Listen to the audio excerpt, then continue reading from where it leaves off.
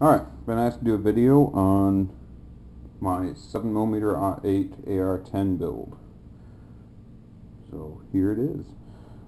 Alright, first thing I'm going to go through is the barrel. The barrel is Black Hole Weaponry, 20-inch 1 in 10 twist in 7mm-08. It is the standard, non-fluted, just normal barrel profile. I went with that simply to save on a little bit of money, and the fact that this rifle is not getting, hundreds of rounds through it at a time. This thing is designed primarily as a hunting rifle, so the heat really is not an issue. Next, go into the gas block. Gas block is just some cheap knockoff thing that I got off of eBay. It was less than $10. And then the gas tube is just a regular rifle length gas tube, nothing fancy, standard DPMS style gas tube. The muzzle brake, I went with a Surefire. I don't remember the model number on it. I know that it was relatively inexpensive. It was like $60 or so. But the reason I went with Surefire over anything cheaper yet was for machining quality. The quality of the muzzle brake, the Surefire tends to make stuff that's good quality, at least in my experience. The main thing with the muzzle brake is I wanted to make sure that everything was drilled on center, it was clean, and it was well built, which this muzzle brake is. The reason that you want that kind of stuff and you want uniformity is to prevent the bullet from interacting with weird gas pressures. If everything's straight and everything's uniform, you get a good clean exit through the muzzle brake, and you don't get any undue forces on the bullet, and it helps with accuracy. Next, go into the free float rail is a UTG LR308 or AR10 rail. It's slimline. As you can see, that it's barely bigger than the gas block. I didn't want one of the huge rails that it just seems to be gigantic and ungainly. Even though I have large hands, I'm not a fan of the really big rails. This way it has a cleaner look, but yet it's still completely functional. It floats over the entire tube. It doesn't allow for any kind of interaction between the barrel and the handguard. The sights that are on it are, the front is an obvious mag pull. Being polymer, if this was a gun that was getting a lot of rounds, it's probably not a good idea, because there's a good chance that it would just melt, being right on top of the gas block. But like I said, this thing doesn't get a ton of rounds at a time, so it's not really that big a deal.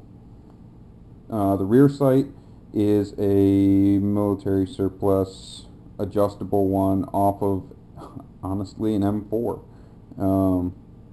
It's just your basic backup iron sight. It works good. It has adjustable range. I just zeroed it for like normal, and it came out perfect. I don't have any complaints about it at all. The upper is an Aero Precision AR10 LR308 upper, DPMS compatible. That said, the forward assist is worthless. It doesn't do anything. It doesn't engage the forward assist cuts. It has no purpose whatsoever, because it doesn't work. So it just doesn't. It's completely no.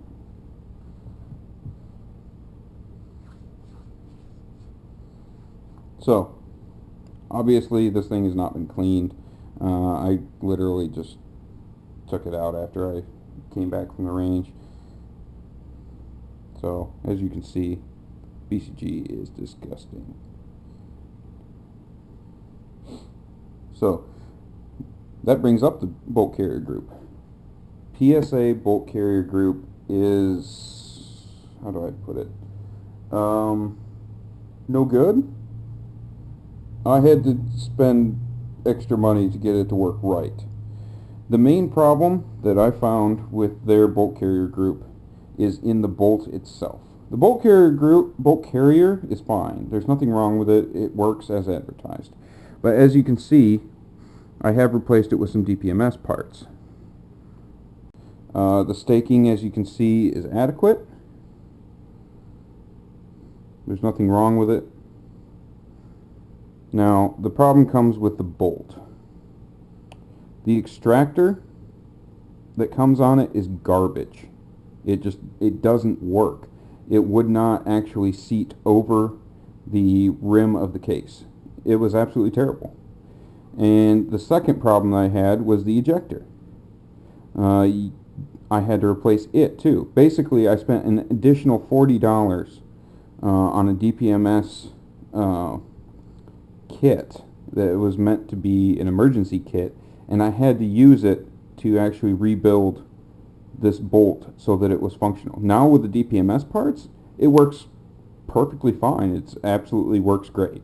I have no problems with it. The main thing that I discovered was the ejector spring is way too strong. I mean way too strong. The angle that is cut, you can see that that's a pretty significant cut on that in that extractor. Yeah, that was garbage on the stock one. It was absolutely worthless.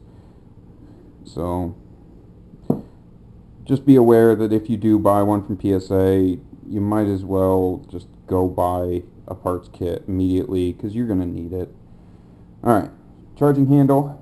Charging handle is just your standard affair, nothing fancy. I did put an extension on it. The reason for the extension was twofold. One, where the scope is mounted on the upper, it's really hard to actually get in there and hit the release. So with the extension, it's very easy. You just grab it, pull. Two, winter and cold weather when I have gloves on, when I'm hunting. I want to be able to work everything on this firearm with gloves on. And that means you're fat fingering everything. Well, with the big extension, it's no big deal at all. So that brings me on to the scope. Scope is a BSA that is made specifically for Midway. It is a first focal plane, 4-14, mill match turrets, mill drop reticle, side parallax adjustment. Absolutely excellent scope, but it's a tank. It weighs like 20 something ounces. I want to say it's like 23 ounces. It's heavy. So that's fine if you want to, if you're not going to be moving too much and whatnot.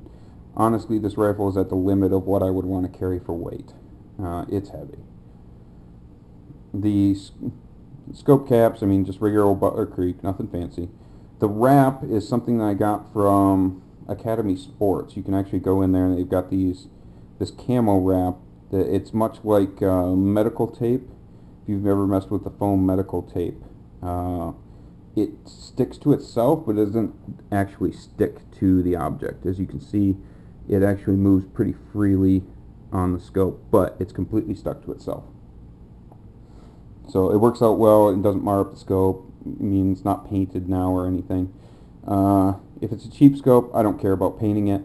However, not that this was overly expensive. It was about $250. So it's not bad. It seems to be holding up well. I make an adjustment and it makes the adjustment first time. There's no shooting in, no nothing, and the zero remains. It's very easy to use. So that brings me on to the lower. Lower is your standard PA10 Palmetto State Armory lower, 7mm-08, whatever. Doesn't really matter. Build kit is PSA. You need to use their build kit if you're building their lower. The trigger group, whatever, you can put whatever you want in. Any AR15 trigger fits. Nothing fancy. Safety's all the same. All that stuff's the same. It doesn't matter. Put whatever you want on there. You can take any drop in. Just remember, you are striking a full large rifle primer. So you want a full power strike. You don't want a lightened hammer. It's going to give you inconsistent ignition with a larger primer, and it's not worth your time. You'll be chasing your tail trying to figure out why your rifle isn't shooting accurately, and it's because you're not getting consistent ignition. Get something that has a full power strike. So the grip is a Magpul Mo Plus, which it means that it's got a rubber overmolding. It's a little tacky. I find that that's an advantage when your hands are sweaty or you've got gloves. You can actually get a good grip on there. Plus, it's a little bit bigger, so my length of pull is a little bit larger, which is what I like. So this little block, that's just a little shim. It's supposed to be for the MIAD grip, but if you cut it down, it just fits right in there. It's fine. It doesn't actually matter. Just know that with PA10 grips, if you put an aftermarket grip on there, if it has the extension as such, you're going to have a gap. It's purely cosmetic. It doesn't matter in terms of functionality. So I went with the Magpul ACS stock, and the reason I went with it is because I'm going to be hunting in various positions. I might be in an odd position where I want to be a little shorter, a little longer, and this allows me to still get a good shoulder weld and cheek weld, no matter the strange position that I am in. I like the fact that it has dual locks. That friction lock actually locks everything up and makes it just a little bit more solid. It's very easy to use, but you don't have to. Either way, it'll lock in place. As you can see, it's a little rattly. If you don't use the friction lock, use the friction lock. Everything locks up much tighter. So it's got an extended surface for cheek welds, and it's got a couple little battery compartments, or you can put firing pins or whatever you want into those little things. It doesn't really matter, whatever you want to use it for. I'm going to put like 4 rounds of ammunition in there, and just because that way, if for some stupid reason I forget my ammo or it gets damaged or something, I've always got 4 rounds, so I don't have to go home. I can actually continue hunting. So then it also has a little compartment here where you can put like a small clean kit or whatever. It doesn't really matter. It's not huge, but it's big enough to put stuff in. So it's whatever you want to do with it. I can put a sling on here, or it has a quick disconnect for a sling right there. The buffer in this is in a commercial buffer tube. You have to go with a commercial buffer tube when you're building one in LR308 or AR10. You have to get one that's at least 7 5/8 inches long. If you don't have enough travel for the buffer, and you actually won't pick up a round because you won't have enough travel in the entire system for the bolt to fully cycle. So other than that, it's just your standard fare. I believe this thing qualifies as like an H2 buffer because it's like 5.3 ounces or something. Anyway, I know that it works. Brass ejects consistently. As you can see, brass is bouncing directly off of the brass deflector, and it generally ends up in the 2 to 3 o'clock position. So overall, it seems to work well for me. The only thing that I would consider changing, well, the upper has a few issues. So I don't know if you can see that, but the feed ramps don't quite line up with the barrel. They're not quite M4 feed ramps. They're a little small. If you can see, they don't quite meet the same radius. Not a huge issue.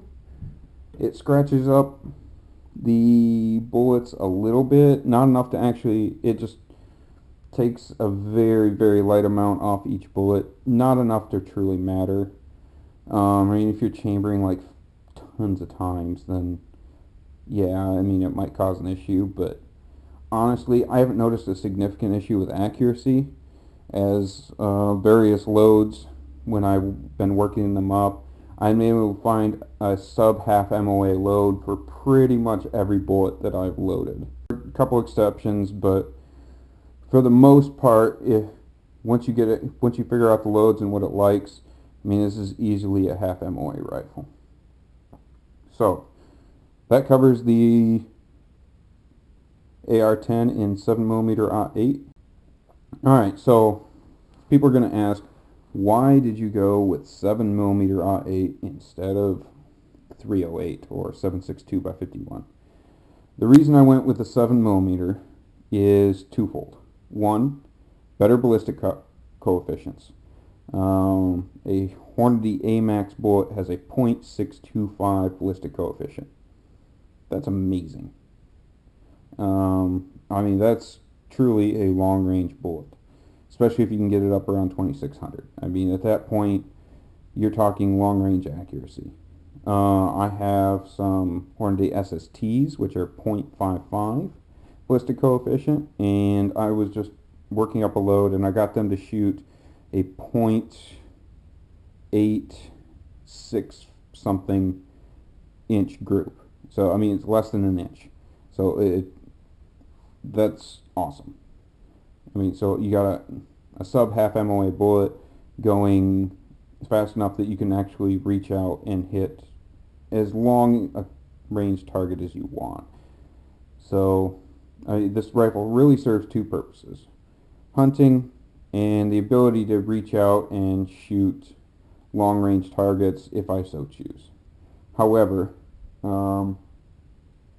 it's also really versatile in the bullets that it likes. I have put 100 grain bullets, 115 grain bullets, 139 ballistic tip and soft point, 150 grain bullets, 160 grain bullets, 162 grain bullets through this thing.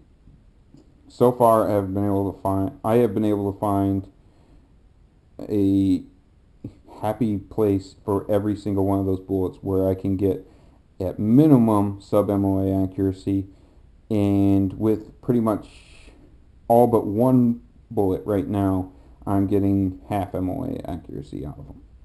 So, and that one I just haven't worked with enough yet. I'm sure that I can get half MOA accuracy out of it easily. Alright, last thing, paint job. Paint job is Walmart Krylon Ultra Flat camo paint. I hit everything with a base coat of tan or desert or whatever you want to call it. Flat dark earth. Who cares? It's tan. Anyway, hit everything with that, let it dry completely, put 3-4 layers on. I even did it with the handguard off to make sure that I got the barrel entirely so there was nothing shiny underneath. The barrel comes as just stainless steel, so it's very bright, and I don't want anything shining on this rifle. So anyway, moving on. After that, I hit it with the green flat paint, and to get the patterns, I just used sticks and twigs and leaves and whatever brush I had lying around, some pine needles, stuff like that. Just whatever you got, just use it, and it's fine. As you can see, you end up with a really nice mottled look. It blends in very well. Very, very, very well. I'm quite happy with how the paint job turned out. As you can see, I did move my sling mount, which is for a bipod. The reason for that was to center the weight up a little bit better. Being that this is a 20-inch barrel with a muzzle brake on it, it ends up being 22.25 inches long with the muzzle brake. So it's quite large, and the center of balance was just not there when I had it farther forward. It was way too back heavy. It was harder to keep stable, especially bench shooting. So I moved it back a little bit. I just, knocked it back 3 inches or so. it's not that big a deal, and it balances much better now. And I find that the rifle is easier to hold on target. It's not as twitchy, especially when you shoot, because there is more weight over the bipod. It doesn't want to jump on you when you pull the trigger, which it doesn't recoil hard, but it recoils enough that it moves the rifle around. It moves the rifle around, but not so much that it really takes you off target. If you lean into it, you manage the recoil, you follow through properly, you can still maintain your scope on target at like 200 yards. You're able to watch the bullet impact, probably half to 3/4 of the time. It's still pretty violent, even though it is a 7mm-08, so it's supposed to be a little bit softer, and it is compared to a 308 rifle. But at the same time, you still have a big bolt carrier cycling. I mean, you've got a lot of moving parts. So, staying on target with something this big, it can be done more like you shoot and you come back to target. So, anyway, that covers pretty much everything I had to say about the rifle. And put it together real quick and show you a picture or quick video of what that looks like as it's fully assembled. There we have it, all in one piece. It's pretty big. It's like a supersized version of, an AR-15 or, the like.